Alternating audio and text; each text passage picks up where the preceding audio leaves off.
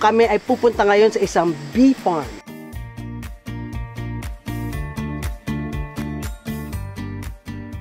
Ito, endemic to sa Philippines kaya kailangan natin maprotektahan. Ito rin ang maganda sa pollination. Dito na naman tayo sa ibang species. Aakyat ng 40 to 60% yung crop production mo kung meron kang bees.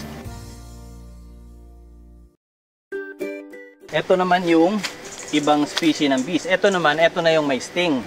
So ito yung Pinoy counterpart ng mga mellifera or Italian bees. So native din po sila. Yun, native sila. Yung talagang problema ng bees ay kuto. Ang kagandahan ng etong mga native natin, pagdating sa kuto, native din yung ugali nila. Pag may kuto yung isa, hinahabol nila yun, nagkukutuhan sila. Kaya hindi namamatay yung isang colony nang dahil sa kuto. Ito ang gamit namin, semento. Bakit po semento? Dito kasi sa amin, ang daming anay, daming termite. So, ito, long term to. Tsaka, umulan man, yung tubig dito dadaloy din lang sa gilid. Hindi siya mananatili sa loob. So, protektado yung ating bees. Paano niyo po sila pinapakain? Pwedeng mag-mix ka kasi ng sugar solution. Tapos, lalagyan sa isang container, itataob mo lang sa loob. Or pwedeng merong ibang design na parang sa Italian din.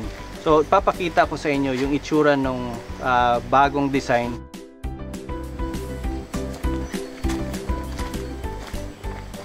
Ito naman para sa sirana pa rin yung nakita natin kanina. Pero dito ang layunin namin, alagaan siya the natural way na yung feeding start lang ng paggawa nila ng comb. Okay. Pagkatapos nung meron na silang comb, tigil na. Yun. Hanggang mapuno niya yan lahat. So kahit rainy season, hindi na tayo mag-feed? Yun. Ang gagawin namin, pagdating ng honey flow, mag-harvest tayo ng konti pero kailangan laging may tira para sa pagdating ng tagulan.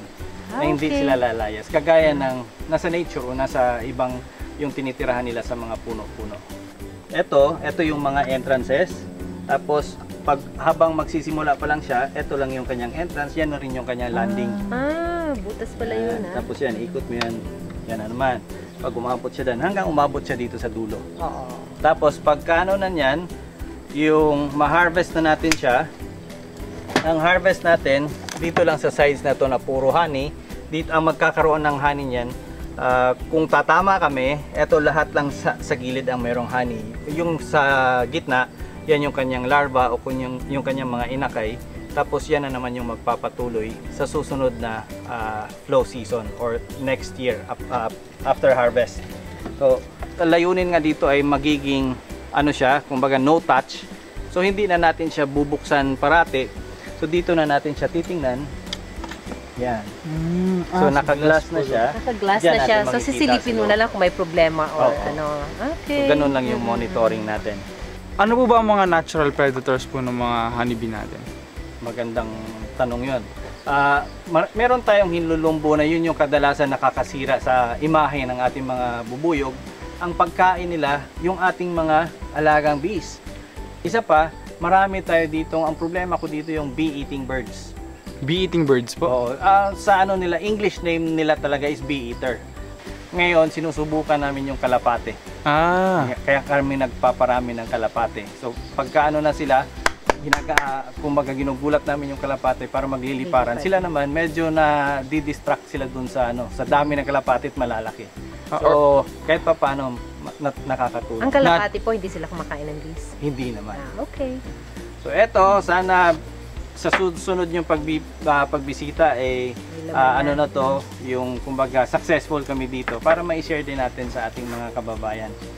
Papakita ko sa inyo ngayon yung ganitong teknolohiya, pero ang ginagamit namin sa Italian bees naman. Punta tayo sa kabilang side. Okay. Let's go! Tayo sa may mansyon. Yun. Ang laki. Ito yung top bar hive ng mellifera. Dapat mag-veil. Yun yung pinakamaganda. May protection tayo. Pero ito naman hindi ganun ka aggressive. So pwedeng ganyan na rin lang tayo. So slight lang yan ha? Medyo iwas lang kami. Pag yung i-handle natin, yung sirana, yun, dapat may kompleto tayo. So ganito yan. Ito yung pupunuin nila, aabotin hanggang dito. So sa ngayon na nandito pa sila, babawasan lang natin to para makikita natin sila. Yan. Tapos, yan na sila. Ayan na May sila. kid. Lalaki. Yung ganyan sa atin. Yan. Wow. Yun po yung ano. Yan yung bees natin. So, ang kaibahan lang nito, dahil hindi ito yung usual na makikita natin sa internet na merong frame o merong mga wires. Ito, all from scratch ginawa ng bees.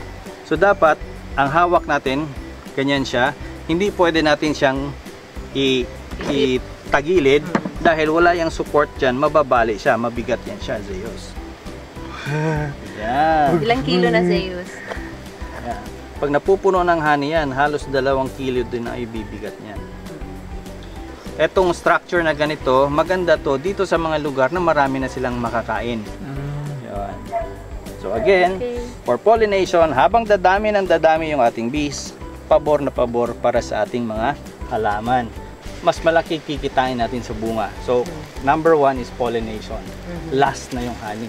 Tayo, nasa ano tayo, kumbaga developing stage ng beekeeping, dapat yun din yung orientation natin na magpaparami ng bees para magparami ng ating bunga. So, kung dadami yung bunga, bababa yung presyo dahil overproduction, lahat tayo makikinabang, lahat tayo may pagkain sa ating hapagkainan.